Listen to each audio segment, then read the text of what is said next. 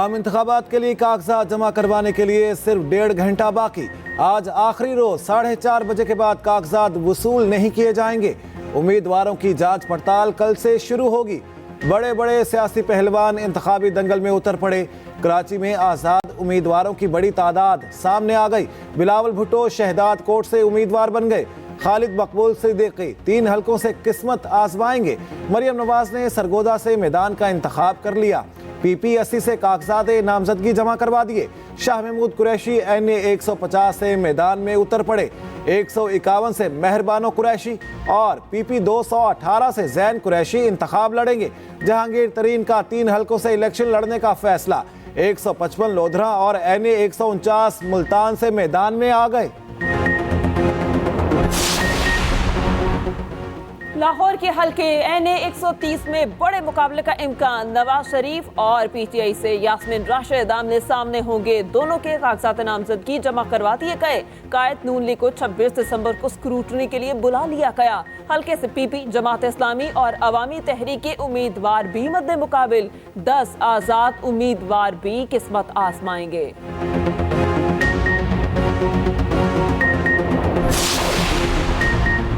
शफाफ election में रुकावट बर्दाश्त नहीं। पुलिस ने उम्मीदवार को कागजात नामजदगी जमा कराने से रोका तो कार्रवाई होगी। इलेक्शन कमिश्नर पंजाब का एक्शन। IG से टेलीफोनिक राब्ता। कहा रिटर्निंग अफसरान के काम में मुदाखलत किसी सूरत कबूल नहीं। IG ने ताउन की यकीन दहानी करवा दी। बोले तमाम RPOs को हिदायत जारी कर दी। इलेक्शन कमीशन के साथ हैं। अफसर के गैर कानूनी सरगर्मियों में मुलविस होने पर कार्रवाई करेंगे। कागजात नामजदगी जमा करवाने में मुबैना रुकावटों पर डिस्ट्रिक्ट इलेक्शन कमिश्नर लाहौर ने सूबाई इलेक्शन कमिश्नर को खत लिखा। मुरासले में लिखा, रिटर्निंग अफसरान की जानिब से मुतादिद शिकायत मौसूल हुई। पुलिस और कानून नाफिज करने वाले इदारे काम में रुकावट डाल रहे हैं।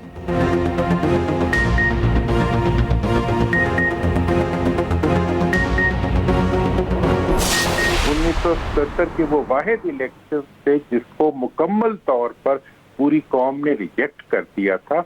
और आज जो इंतखाबात हम करवा रहे हैं वो भी उसी की ममासलत नजर आ रहे हैं। तो हकीकत तो मैंने ये बात कही भी है, ये तो वैसे ही है कि मतलब वोट से जंग शुरू की जा रही है। मियां साहब तो वोट को इज्जत दो के नारे पे निकले थे। लिहाजा मैं ये समझता हूँ कि अगर ऐसे इंतखाबात हुए बहुत बड़ी रुसवाई आएगी। वोट से जंग में जमहूरियत पटरी से उतर जाएगी। सीनियर सियासतदान मोहम्मद अली दुरानी ने खदशात जाहिर कर दिए। कहा 8 फरवरी के इंतखाबात ने 1977 के बदनामे ज़माना इलेक्शन की याद ताज़ा कर दी। 1977 के इकदाम का अंजाम भी 1977 वाला ही होगा। इंतखाबी निशान कागजात नामजदगी छीन लेना इलेक्शन नहीं सिलेक्शन है। जमहूरियत के खिलाफ जंग सबकी शिकस्त बन जाएगी। साबिक विफाकी वजीर ने मजीद कहा, इक्तदार देखकर नवाज शरीफ वोट के इज्जत दो के नारे पर यू टर्न ले चुके। वोट से जंग नवाज शरीफ के संग का फार्मूला फेल हो चुका। इस तरह के इंतखाबात का सबसे बड़ा नुकसान नवाज शरीफ को होगा। अदलिया मुल्क को 1977 के हालात और अंजाम से बचाने में किरदार अदा करे।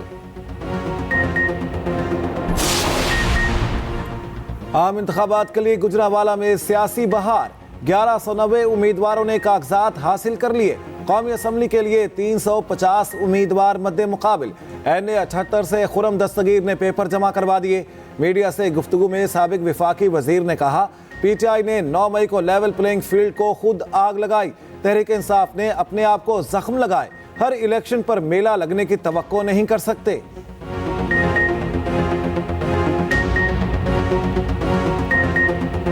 पहले तो इलेक्शन इतनी देर से और गैर यकीनी में होते थे कि हर इलेक्शन एक मेले का समा होता था। अब ये एक कौमी फरीज़ा बनता जा रहा है हम सब के लिए। हर जो दिन गुजर रहा है इंतखाबात का इनेकाद यकीनी होता जा रहा है। लेवल प्लेइंग फील्ड को आग PTI ने खुद लगाई 9 मई को।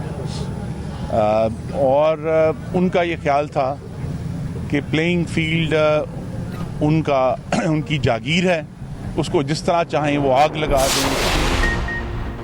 गुजरात में चौधरी बरादरान के कागजात नामजदगी जमा। परवेज इलाही और उनकी अहलिया के कागजात NA 64 और PP 32 से जमा। मोनिस इलाही ने भी कागजात नामजदगी जमा करवा दिए। परवेज इलाही और मोनिस इलाही के पेपर बसरिया काउंसिल जमा करवाए गए। शुजात हुसैन की हमशीरा सुमेरा इलाही PP 32 से मैदान में आ गई।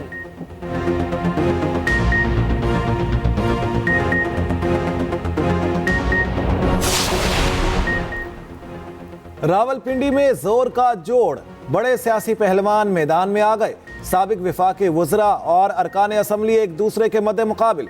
NA57 से शेख रशीद और बैरिस्टर दानियाल आमने सामने। NA56 से शेख रशीद और हनीफ अब्बासी में मुकाबला। NA53 से चौधरी निसार और गुलाम सरवर खान के दरमियान कांटेदार मुकाबला होगा। रावलपिंडी के चारों हलकों में 4 बहन भाई भी उम्मीदवार। चारों उम्मीदवार वकील हैं। बड़े बड़े सियासी बुर्ज गिराने के लिए पुरज़्म। गजा पर इस्राएली बमबारी, मजीद 201 फलस्तीनी शहीद, दर्जनों इमारतें तबाह, मुतादिद अफराद मलबे तले दब गए। इस्राएली फजाया ने शिमाली गजा में शदीद बमबारी की। UN स्कूल के अहाते में खड़ी गाड़ियां मुकम्मल तबाह। स्कूल के अहाते से बड़ी तबाही फैलाने वाला बम भी बरामद। सेहुनी जारिया से गजा में 5 इस्राएली यरगमाली मारे गए। फलस्तीनियों को वस्ती गजा का इलाका खाली करने की धमकी दे दी गई। तिबी अमले के 310 अरकान शहीद। 100 सहाफ़ी जान से हाथ धो बैठे। अक़वाम मुत्तहिदा के 136 एहलकार जान से गए। गजा में खुराक की किल्लत, भूख का आलम, फलस्तीनी पानी की बूंद बूंद को तरसने लगे। इस्राएली फौज ने पानी का आखिरी प्लांट भी उड़ा दिया। जंगबंदी की चाबी अमेरिका के पास है। एमनेस्टी इंटरनेशनल के मुताबिक गजा में कत्लेआम अमेरिका ही रुकवा सकता है। अक़वाम मुत्तहिदा की इमदाद की करारदाद ऊंट के मुंह में जीरे के बराबर है। गजा में इंसानी इमदाद की फ्राहमी में कोई रुकावट नहीं होनी चाहिए। अमरीकी सदर जो बाइडन ने कहा, नेतन्याहू फौजी कार्रवाइयों के दौरान शहरियों का तहफ़्फ़ुज़ यकीनी बनाएं। जंगज़दा इलाकों से शहरियों के महफूज इनखला की इजाज़त दी जाए।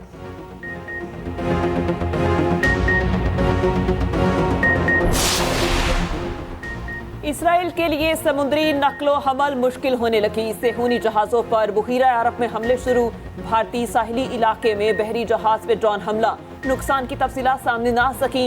उधर हौसी बागियों ने समुद्री हमलों में ईरान के मुलव्वस होने की तरदीद कर दी। हौसी तर्जुमान ने कहा, हमें ईरानी मदद की ज़रूरत नहीं, हमारे पास अपनी इंटेलिजेंस सहूलियात बरसों से मौजूद हैं।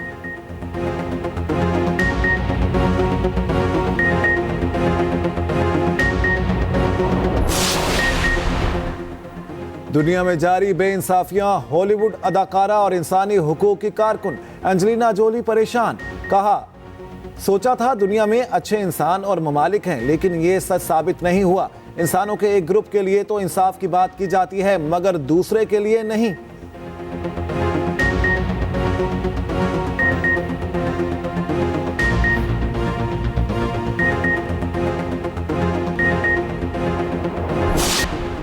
गैर कानूनी गैर मुल्कियों का इनखला जारी। तोरखम और चमन बॉर्डर पर वापस जाने वालों का रश। गुज़िश्ता रोज 1159 अफगान शहरी वापस रवाना हुए। 54 गाड़ियों पर 86 खानदान वापस चले गए।